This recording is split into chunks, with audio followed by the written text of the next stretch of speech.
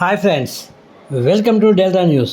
ముఖ్యమంత్రి వైఎస్ జగన్మోహన్ రెడ్డి రెండవసారి ముఖ్యమంత్రి కావాలని, అలాగే తెనాలి ఎమ్మెల్యే అన్నబత్తుని శివకుమార్ రెండవసారి ఎమ్మెల్యేగా గెలుపొందాలని కోరుతూ వైఎస్ఆర్సీపీ నాయకులు భీమవరపు శివకోటిరెడ్డి ఆధ్వర్యంలో పలువురు వైసీపీ నాయకులు నెల్లూరు జిల్లా సూళ్లూరుపేట సెంగాలమ్మ తల్లిని దర్శించుకొని మొక్కులు చెల్లించారు. అదేవిధంగా తెనాలి ఎమ్మెల్యే శివకుమార్ రెండవసారి గెలిచి మంత్రి పదవి చేపట్టాలని శివకోటిరెడ్డి ఆకాంక్షించారు.